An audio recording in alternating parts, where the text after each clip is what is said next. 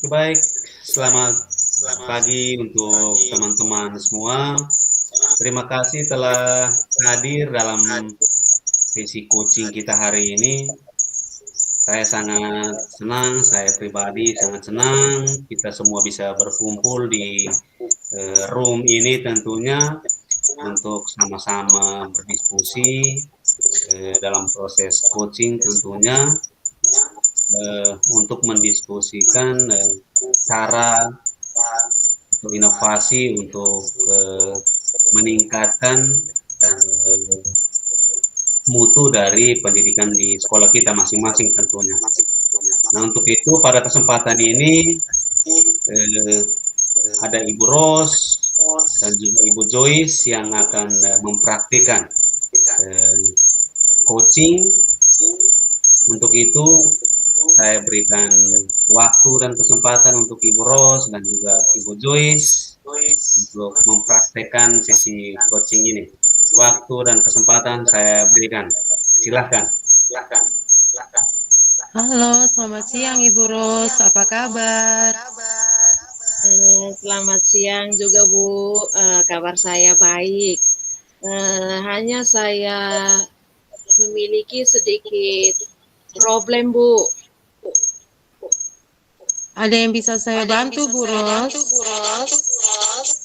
Eh, Jika Ibu tidak sibuk, boleh kita berbincang sebentar. Tentu saja boleh, Bu. Kebetulan saya sedang ada waktu kosong. Kira-kira mau bicara tentang apa, Bu Ros? Oke, baik Bu. Jadi begini Bu. Kebetulan dalam tahun pelajaran yang baru ini, saya mendapat tugas tambahan sebagai pengelola laboratorium. Nah, di sini tentunya saya bertanggung jawab penuh atas laboratorium sekolah saya, mulai dari kebersihannya sampai penataan alat dan bahan laboratorium. Namun di sini ada rekan-rekan saya itu sama guru mata pelajaran MIPA yang sering menggunakan laboratorium itu selalu meninggalkan laboratorium tanpa mengembalikan alat dan bahan pada tempat semula, Bu. Oke, berarti di sini Ibu mengalami persoalan terkait rekan-rekan sejawat yang tidak bertanggung jawab setelah menggunakan laboratorium ya? Iya, betul sekali, Bu. Nah, dari permasalahan ini, apa yang Ibu dapat di akhir percakapan kita?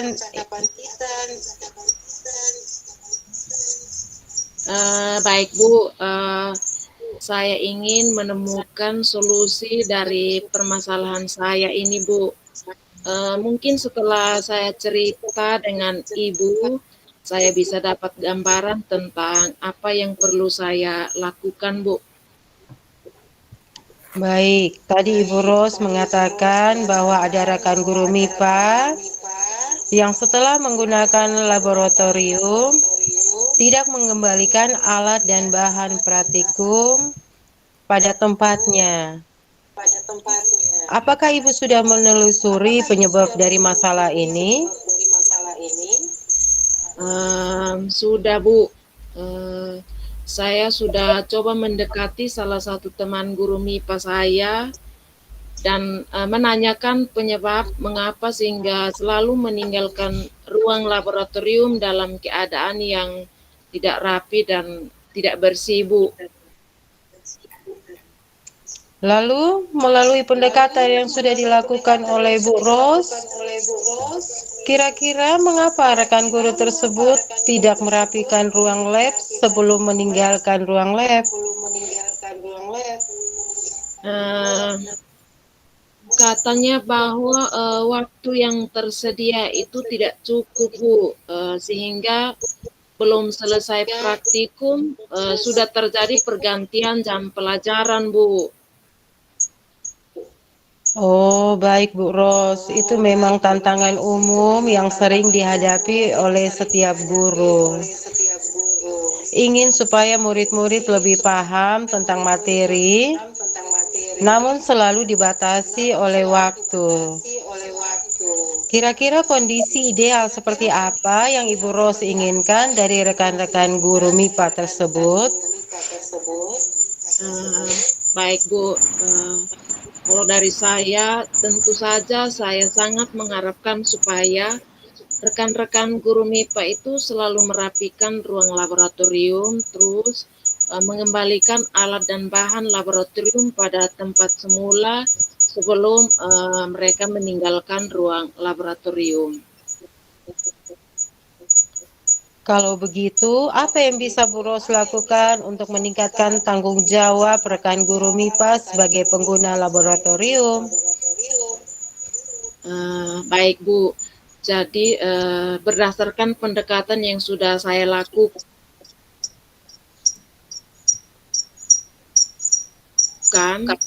saya kurang membangun kolaborasi antara rekan-rekan guru MIPA serta murid yang menggunakan laboratorium. Yang kedua, kurangnya penerapan budaya positif. Lalu yang ketiga itu belum adanya kesepakatan kelas tentang penggunaan laboratorium.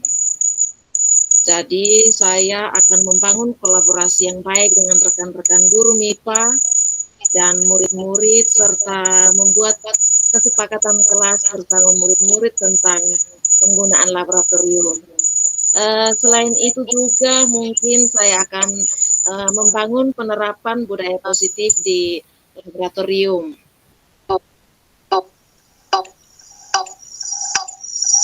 Wah, baik Bu Ros, itu ide yang bagus. Jadi ada 3 hal yang saya dapat, yaitu membangun kolaborasi dengan rekan guru MIPA, membuat kesepakatan kelas, serta penerapan budaya positif di laboratorium. Nah, 3 langkah ini mana yang mau Bu Ros lakukan terlebih dahulu? Baik Bu, dari 3 langkah itu, menurut saya yang paling mungkin itu adalah membuat kesepakatan kelas terlebih dahulu bersama peserta didik. Karena ini pas awal tahun pelajaran. Jadi itu yang akan saya lakukan terlebih dahulu Bu. Setelah itu mungkin yang kedua itu saya mulai menerapkan budaya positif. Lalu yang terakhir mungkin saya akan membangun kolaborasi dengan rekan guru MIPA. Karena saya pikir bahwa yang berperan aktif di sini adalah murid, namun tidak terlepas dari kontrol guru juga. Oke Bu Ros, bagaimana caranya Bu Ros melakukan kesepakatan kelas dengan murid-murid nanti? Karena tidak semua kelas menggunakan laboratorium kan? Baik Bu, jadi yang jelas bahwa saya akan melakukan kesepakatan kelas hanya dengan kelas-kelas yang menggunakan laboratorium.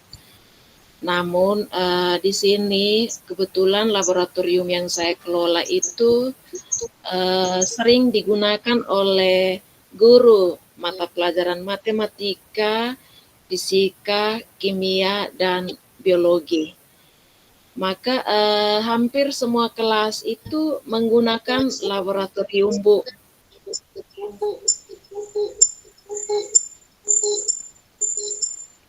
Baik Bu Ros, di titik ini apa yang Bu Ros dapatkan dari percakapan kita? Ya, jadi yang saya dapatkan itu adalah langkah-langkah yang harus saya lakukan untuk meningkatkan tanggung jawab rekan guru MIPA, yaitu dengan membangun kolaborasi dengan rekan-rekan guru MIPA, lalu melakukan kesepakatan kelas dan menerapkan budaya positif bagi murid-murid saya. Kapan Bu Ros mulai membuat kesepakatan kelas dengan murid-muridnya? Eh, Baik Bu, dalam waktu dekat, karena ini awal tahun pelajaran, jadi saya pikir mungkin lebih cepat, lebih baik lagi agar murid-murid merasa lebih bertanggung jawab dan termotivasi untuk mematuhinya. Oke, terima kasih Bu Ros. Saya jadi ingin tahu hasilnya nanti. Saya nantikan kabar baik dari Bu Ros tentang langkah-langkah yang akan Bu Ros lakukan untuk meningkatkan tanggung jawab pengguna laboratorium. Mudah-mudahan ya Bu Ros. Amin. Terima kasih banyak Bu. Iya, sama-sama Bu Ros. Oke, selamat pagi Bu.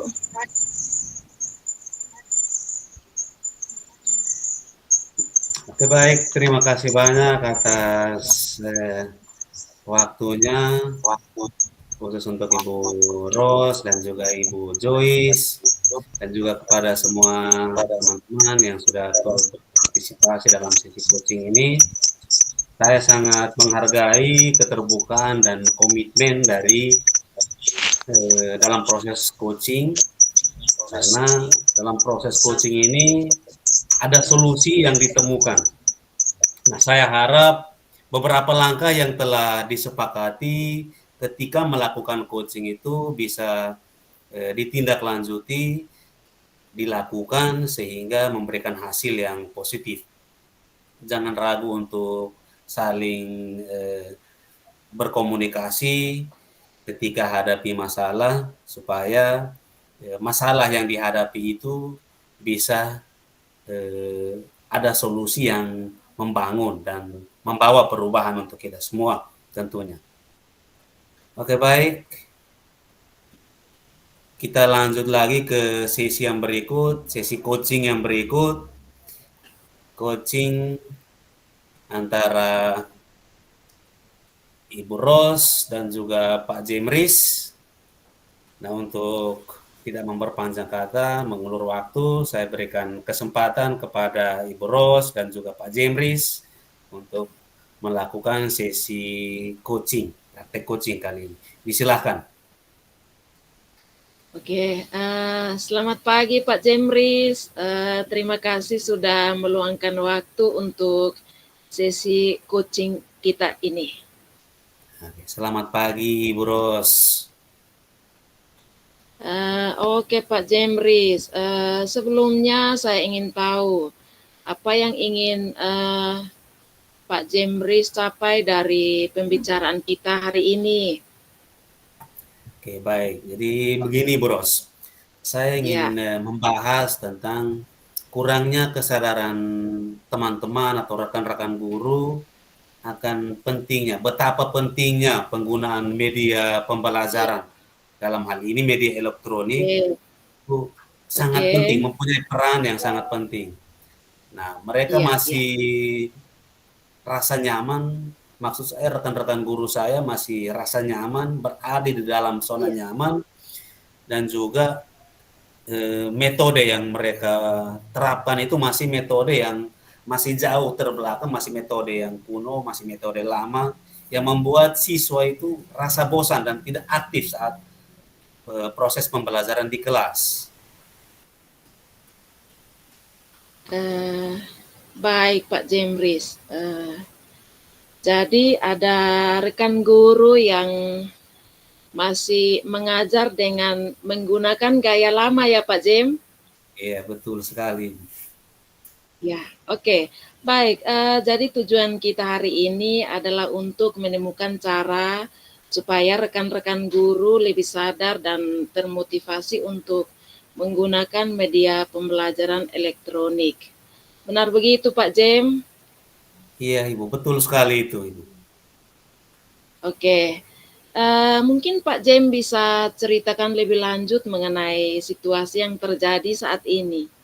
Bagaimana penggunaan media elektronik di sekolah dan apa saja kendala yang dihadapi? Oke. Jadi untuk saat ini Oke, banyak rekan guru saya, teman-teman yang masih belum bisa memanfaatkan media elektronik ini. Media elektronik yang saya maksudkan ini seperti laptop, bagaimana menggunakan laptop, kemudian ya, InFocus. Selain itu juga ada bagaimana menggunakan aplikasi ya, pembelajaran seperti Quizzes, kemudian Canva, ChatGPT, atau juga penggunaan dari media sosial itu sendiri. Nah, itu ya. mereka belum terlalu paham dan metode yang mereka gunakan itu masih metode yang tradisional, yang eh, metode yang masih kuno, metode ceramah. Nah, Iya, kendala betul. utamanya adalah mungkin mereka kurang paham dan mereka selalu merasa berada di situasi atau di zona nyaman. Dan teknologi baru yang ada sekarang ini belum terlalu dikuasai. Mungkin kira-kira seperti itu, Ibu. Oke, baik. Dari cerita tadi Pak Jemri, saya bisa tangkap bahwa teman-teman guru di sekolah itu masih belum maksimal atau bahkan mungkin belum sama sekali menggunakan media elektronik ya Pak Jem. Iya, betul sekali. Uh, Baik Pak Jem, apakah ada contoh konkret atau data yang menunjukkan bahwa siswa di sekolah itu merasa bosan dan tidak aktif selama proses pembelajaran berlangsung? Oke, jadi untuk contoh konkret yang pastinya saya punya bukti. Dan itu berdasarkan survei internal yang sudah saya lakukan, sudah saya buat sebelumnya. Nah, itu ternyata 70% siswa atau 70% peserta didik itu rasa bosan Mm-mm. dan kurang tertarik dengan metode pembelajaran yang sifatnya atau terkesan monoton. Nah, eh, metode pembelajaran yang monoton ini itu yang membuat mereka tidak aktif atau ketika proses pembelajaran itu partisipasi mereka sangat kurang ketika berada dalam kelas dan melakukan proses pembelajaran itu sendiri. Wow, lumayan besar ya Pak Jem, 70%. Ini berarti sebagian besar dari peserta didik itu uh, tidak aktif di kelas. Ya. Iya, betul sekali. Baik Pak Jem, terima kasih atas penjelasannya. Mari kita pikirkan beberapa ide atau solusi yang bisa diterapkan. Apa yang bisa kita lakukan untuk meningkatkan kesadaran dan keterampilan rekan-rekan guru dalam menggunakan media elektronik? Oke, baik. Jadi mungkin saya bisa mengadakan pelatihan rutin Iya, tentang oke. bagaimana menggunakan media pembelajaran elektronik dalam hal ini, kemudian menyediakan panduan yang mudah Iya, dipahami nanti. Kemudian selain itu bisa juga dengan membentuk satu kelompok atau komunitas belajar supaya dalam komunitas itu setiap rekan guru bisa saling sharing dan berbagi pengalaman atau tips yang mereka punya kepada rekan-rekan yang lain. oke. Itu ide yang sangat bagus, Pak Jemris. Jadi saya dengar bahwa Pak Jemris akan mengadakan pelatihan rutin. Itu luar biasa sekali, Pak Jem. Tetapi bagaimana jika kita juga mengadakan sesi demo, di mana guru-guru yang sudah terbiasa menggunakan media elektronik bisa menunjukkan cara mereka mengajar dengan teknologi tersebut. Wah, kalau Ibu usulkan seperti itu, ada sesi demo, saya tertarik sekali, saya setuju sekali. Dan itu pasti sangat membantu. Iya, oke Pak Jem. Baik, kira-kira rencana aksi dari Pak Jem selanjutnya itu seperti apa? Coba, jadi terkait dengan rencana aksi yang akan saya lakukan, Oke, itu ya. rencana yang akan saya coba tentunya. Dan itu yang pertama, mungkin saya mengadakan sebuah pelatihan secara rutin, kemudian Iya, buat atau menyediakan panduan tentang iya, bagaimana menggunakan media elektronik, lalu membentuk komunitas belajar seperti yang saya sampaikan sebelumnya, lalu eh, mengadakan sesi demo seperti usulan Ibu tadi, dan saya yakin itu pasti bisa membantu teman-teman saya iya. atau rekan saya untuk bisa beranjak dari zona nyaman mereka sendiri. Wah, luar biasa Pak Jem. Ada 4 aksi ya Pak Jem. Iya, betul sekali. Eh, di sini yang pertama mengadakan pelatihan rutin. Yang kedua itu menyediakan panduan dalam penggunaan media elektronik. Iya, Lalu yang ketiga itu membentuk kelompok belajar. Dan yang keempat itu mengadakan sesi demo. Itu seperti yang tadi saya usulkan ya Pak Jem. iya, betul sekali. Eh, nah Pak Jem, dari 4 langkah ini, apa langkah pertama yang akan Pak Jem ambil untuk memulai rencana ini?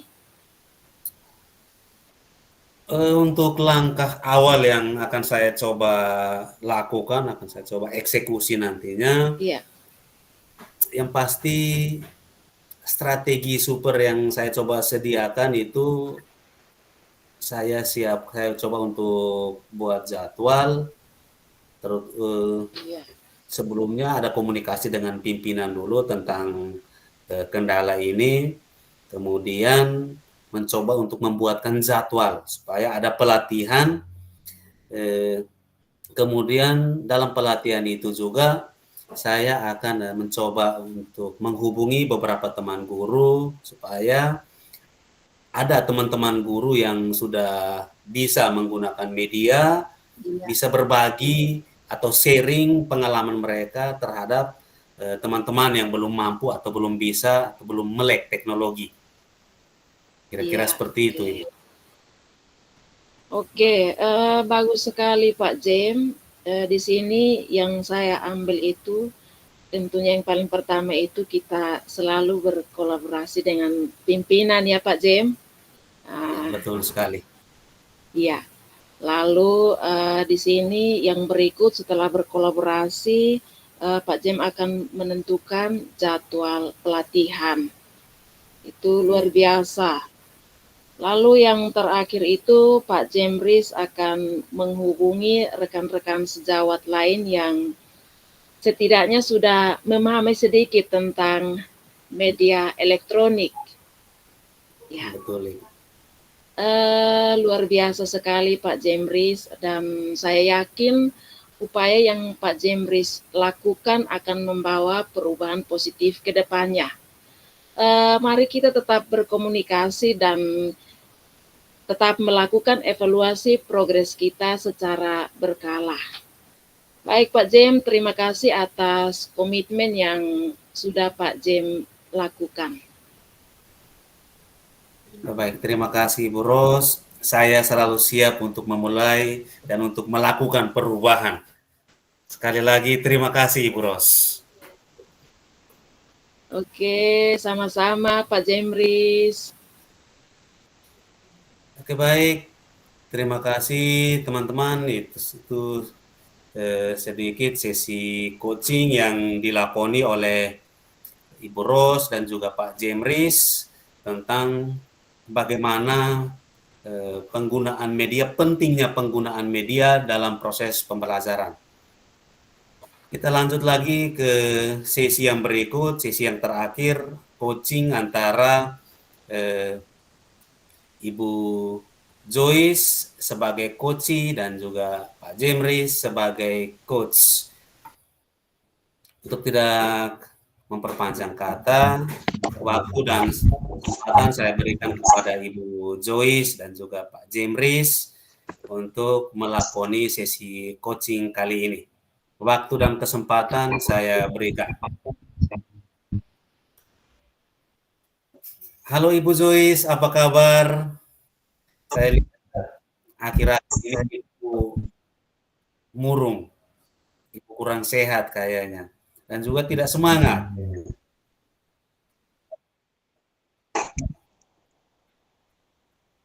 Halo juga Pak Jempris.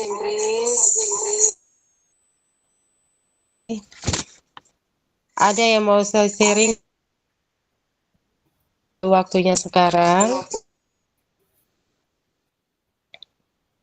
Oh iya Bu, baik, boleh. Untuk sementara, saya sementara ngopi, jadi ada waktu luang untuk kita saling sharing, berbagi informasi. Apa yang bisa saya bantu Ibu? Begini Pak Jempris, saya punya kendala di kelas 7B. Ada apa dengan kelas 7B Ibu Joyce? Mungkin Ibu bisa Pak Jempris, ceritakan siswa sedikit. kelas 7B itu saat ujian semester kemarin nilainya jelek. Hampir 80% siswa di kelas nilainya di bawah KKM. Padahal saya sudah berusaha semaksimal mungkin untuk mengajar dengan baik. Tapi masih saja ada siswa yang tidak paham dan tidak antusias dalam mengikuti pembelajaran.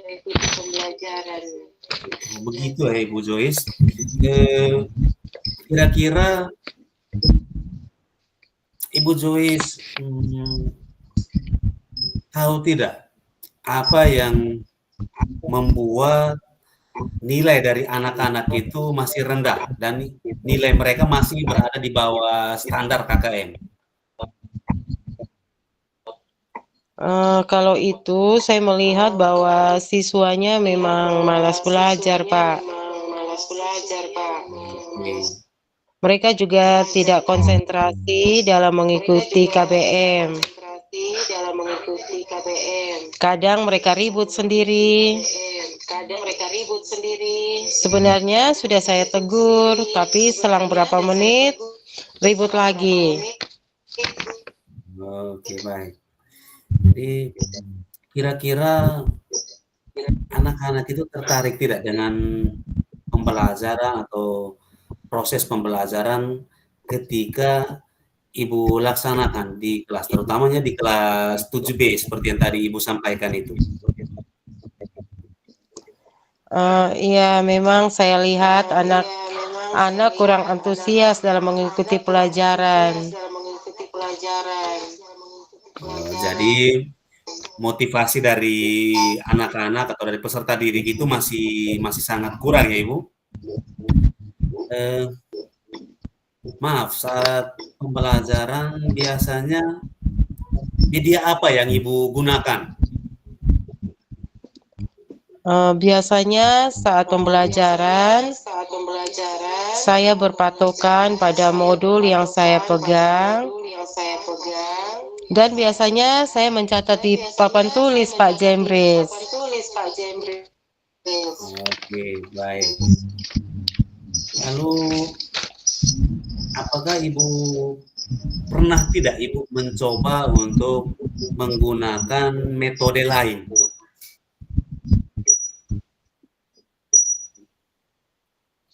Baik Pak Jembris, untuk metode lain yang sudah saya gunakan adalah diskusi, Pak. Oke, baik. Jadi, Ibu sudah coba untuk melakukan metode atau menerapkan metode diskusi. Kira-kira menurut Ibu Joyce, ada tidak selain diskusi, metode diskusi, ada metode lain lagi tidak yang bisa membuat anak-anak itu tertarik ketika mengikuti proses pembelajaran yang Ibu laksanakan di kelas? Oh iya, sepertinya saya harus mencoba metode pembelajaran diskusi dan demonstrasi sehingga saya dapat menggunakan bisa menonton video pembelajaran materi yang saya ajarkan, Pak. Wah, itu ide yang sangat bagus, Ibu. Kalau ada video-video, pasti pembelajaran itu akan lebih menarik lagi. Ide yang Ibu sampaikan tadi, ide yang cemerlang. Lalu, apa ada video pembelajaran yang sesuai atau video pembelajaran yang kontekstual sesuai dengan materi yang Ibu ajarkan nantinya?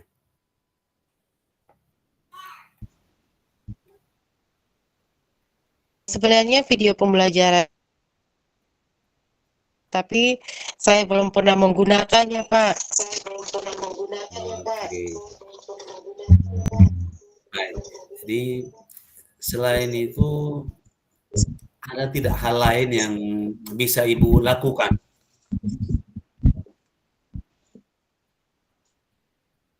Baik, Pak. Mungkin saya akan membuat bahan pembelajaran berbasis game. Karena anak-anak sekarang kan kecanduan dengan game.